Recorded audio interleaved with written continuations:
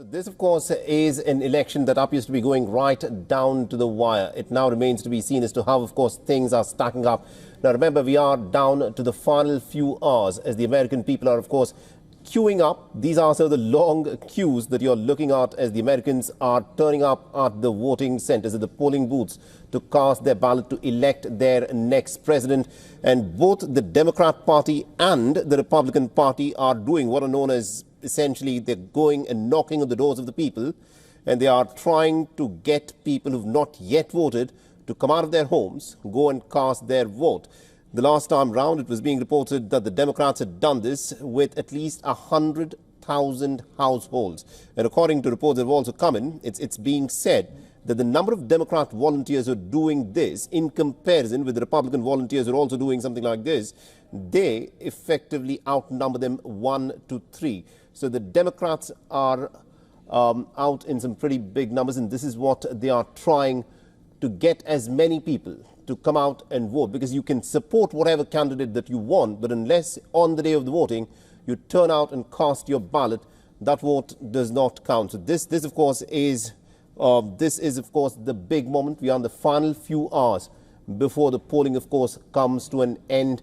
And my colleague Siddhant Sibil is, of course, joining us at this moment from Washington, D.C. Siddhant, there are some reports that have come in of certain what are being described as non-credible bomb threats. What are you picking up at your end? What are these bomb threats, and how much of a scare have they created? Well, these are threats which the authorities have taken note of, but these don't look like credible threats. There have been official statements as well referring to essentially that the public doesn't need to really be threatened by these threats which have been put in. But essentially, we know that the biggest worry for the authorities right now is the security situation. Right now, things are normal, but there is a sense of concern that things might just not be very good by when the results will be announced. Maybe after that, maybe tomorrow morning. It is approximately 4:40 p.m. here, local time in Washington, and essentially it still there is a lot of time left before the votes close in. So essentially, when the votes will close in, the results will be out, and that is when the real grind will start. Absolutely, indeed, Siddhant. Thank you very much indeed for joining us and getting us those updates. We'll, of course, come back to you as the story unfolds. And also on the broadcast, we're being joined by Mr. Christopher Hale, who's a Democrat strategist. He has worked for presidents such as Barack Obama and Joe Biden in the White House, and also on the campaign trail. And he's joining us live from Washington, D.C. at the moment. Now, Mr. Hale, this is the final few hours where the voting is currently underway. Now, what do you make of these reports which state that the Democrats are going from door to door and they're asking people to come out and vote if they've not already done so? And according to reports, the Democrats have done this with at least about 100,000 households. Is this a part of the Democrat strategy to do this? Absolutely. This is a historic thing that the Democratic Party does, oftentimes, quite frankly, more often than our Republican counterparts. However, under President Trump, that has increased. This tactic is very popular in the final days. People that are consuming this news network are much more likely to be in tune with the political winds of the United States. But oftentimes, the folks that were knocking on doors are just casual Democrats, folks that would not show up unless we asked them to.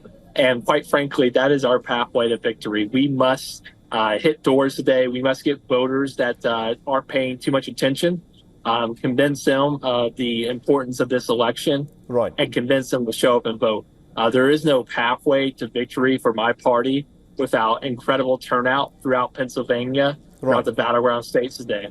We'll talk a bit more about Pennsylvania, but this strategy of trying to go get the voters to come out, on the day of the voting, the Republicans are saying just goes to show that the Democrats are perhaps concerned that not enough of their supporters have come out to vote today. Is that something that you would agree with? Why do you think the Republicans are saying that, listen, the reason why we don't need to do it in the manner the Democrats are doing it is because our voters are coming out and voting, while the Democrats perhaps are staying back at home? They're feeling a little complacent. Is that a sense that you're picking up on the ground? I think that there is definitely different stories that are being told within my party. The story of those who think we're winning is that Republicans have already banked all their votes. Everyone who's going to vote for the Republican Party has already showed up. If you recall, in 2020, then President Trump pushed a baseless conspiracy theory that early voting was riddled with fraud. So most of his voters did, in fact, show up on Election Day, November 3rd, 2020. However, the Republicans had a very strong early vote effort this time, and they did outperform their 2020 numbers. And that would suggest that, yes, Democrats need to show up in large numbers today. That being said, there is inconclusive data on who showed up in early voting, and it depends on what side you're on. You can find that pathway, a claim of victory for either side, but the reality of it is for those of us who do this professionally, we do not find a lot of valuable data in early voting because it's just too new a phenomenon here in the United States. So I think that anyone who's saying that from the results that have happened the past few days and weeks, they can tell who's going to win tonight, is selling you a bridge to nowhere. There's just not enough data there to really tell. All right, interesting. Now, a lot of people are saying that as has happened in the last 5 presidential elections, this time too, the road to the White House will go through Pennsylvania. Now, in 2020, Joe Biden managed to win Pennsylvania. He was also, he's also someone who is from Pennsylvania, was born in Pennsylvania, and he enjoyed a lot of support there. But this time round, it's being said that Kamala Harris may not have the similar kind of support that Joe Biden had in Pennsylvania to win that state. What is your assessment as a Democrat strategist about the Democrat chances in Pennsylvania? I think of the 3 states in the Midwest that are traditionally known as the Blue Wall, Michigan, Wisconsin, and Pennsylvania. Pennsylvania has been the one where Kamala Harris has, as you mentioned, consistently underperformed Joe Biden, her predecessor for the nomination, who, of course, as you mentioned, was born in Pennsylvania. I think there's a lot of reasons behind that.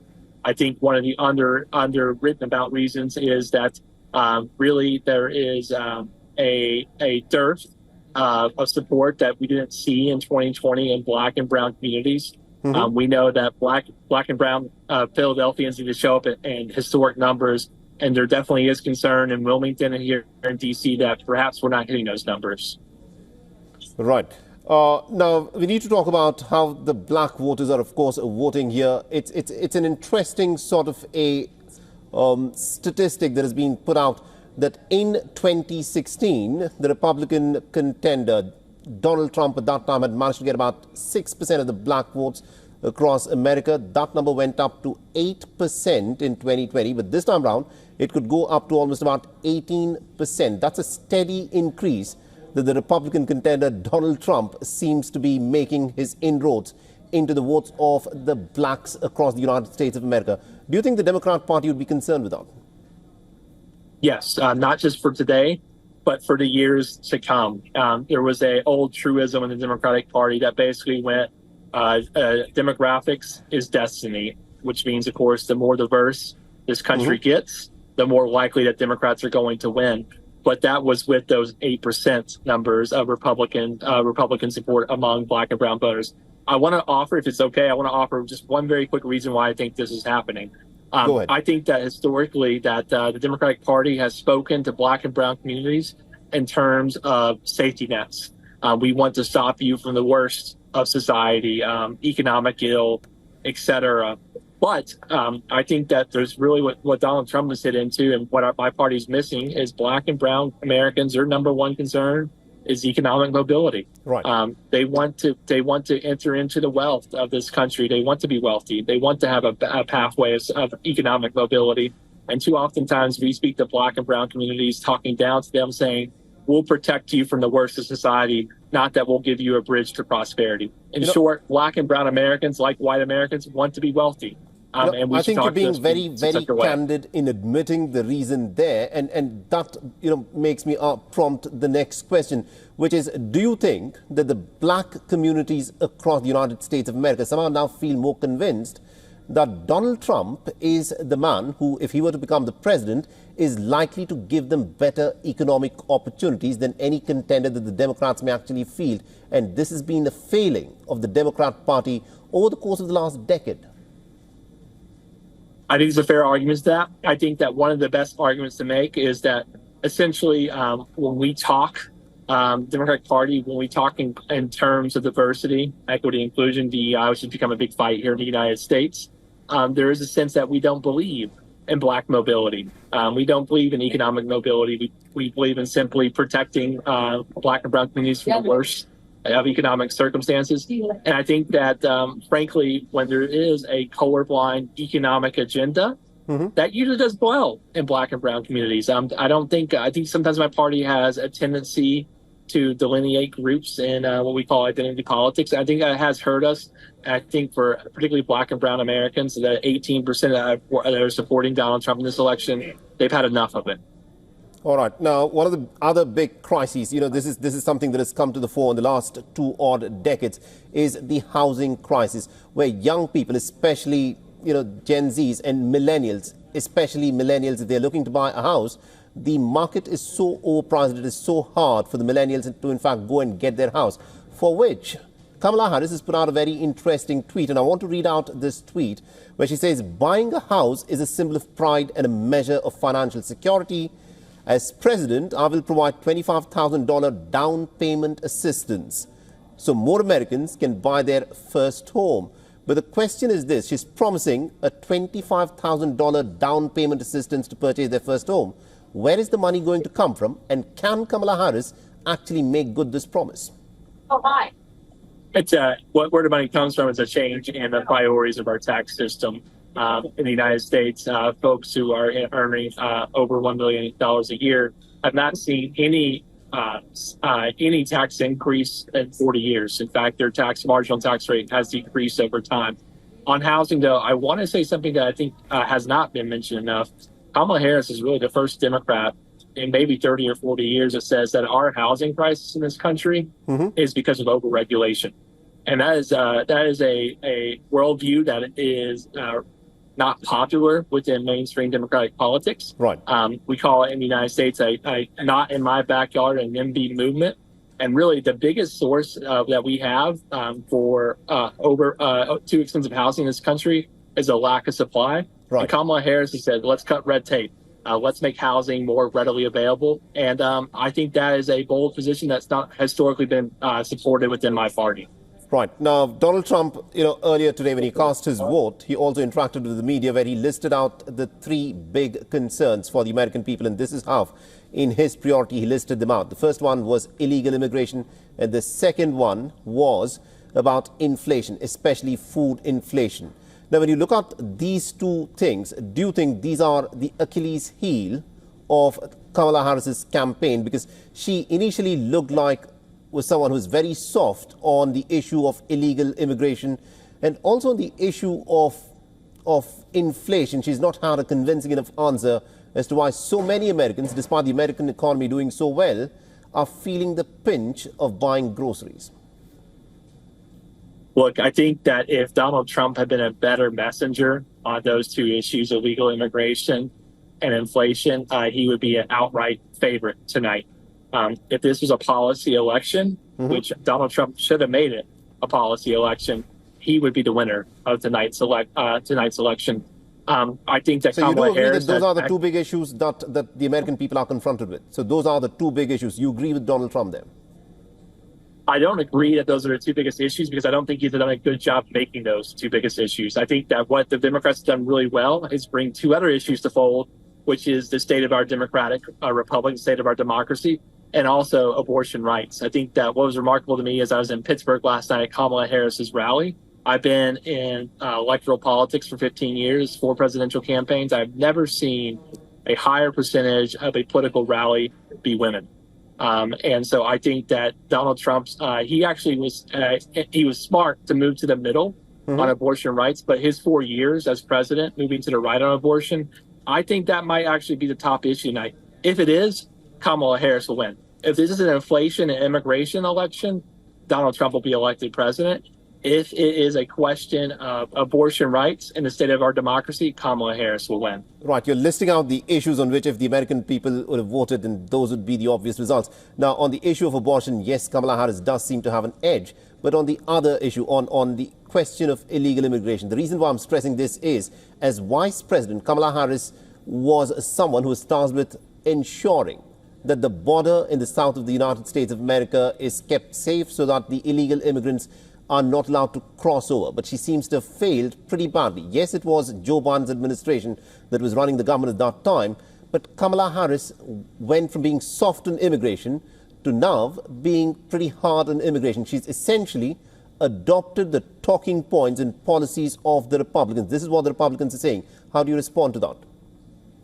Look, I think that my party has been handicapped by some of the left-wing positions that Kamala Harris took, that the primary folks took who were running against Joe Biden, who himself did not take far-left positions in the 2019-2020 primary. But look, I think that a lot of those positions are coming back to haunt us. We did go too far to the left on immigration.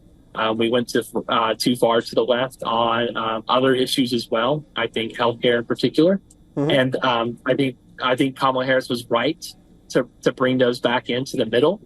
But if Trump has successfully defined her by that 2019 left-wing image of her, we're in trouble. So I think that you are right that we have gone too far on this immigration issue, and I think that we were trying to appeal to imaginary voters that do not exist. I've never met a voter in this country in my 15 years in politics who wants as far left positions as my party proposed in 2019. They were playing to an imaginary base that did not exist. And also, you know, as we come to the final hours of the voting, a lot of people will, of course, look back as to how this election played out. At this moment, we still don't know who's clearly in the lead. But do you think, in the course of this campaigning, ever since Kamala Harris took over, that she's been hampered by a certain reluctance on her part to not distance herself from the Joe Biden administration, because she's effectively carrying the legacy of Joe Biden's administration, when one of the interviews she said that I can't think of a single thing that I would do differently from what Joe Biden has done, which perhaps would have dampened some of the enthusiasm that her supporters might have had, because Kamala Harris's administration is increasingly looking like what Joe Biden has been for the last 4 years. And has that been a handicap for her? I think it's a impossible position that she was put in. Do I think she could have navigated it perhaps a bit better? Yes, I know Joe Biden well. I think that President Biden would not have been offended if she had gone harder in the paint to separate herself from President Biden. I think the reasons that she didn't do that were a sense of loyalty, and also too, she wants to own some of the wins that she's had, that this administration's had, that are popular with the American people. So I think that she's in this strange position where she is the incumbent party, but she's running against a former president. Right. And so she has to balance out between the question of who is the challenger and who is the incumbent. And modern American presidential history has never been more confusing. So I think she had to balance that. She probably could have erred more on the side of being a break with Joe Biden. I think towards the end of the campaign, she did that. But there's definitely arguments that in September in particular, that month where she had that View interview that you're referring to, that she perhaps should have gone harder on that. Mr. Christopher Hale, thank you very much indeed in giving your very candid assessment as to how the Democrats seem to be performing at this moment. We still don't know as to which way the American people have voted. We will, of course, get to know once the results, of course, start trickling in, which will be in a few hours' time from now. But thank you very much indeed for joining us and getting us those insights here on WION. Thank you for having me. For all the latest news, download the WION app and subscribe to our YouTube channel.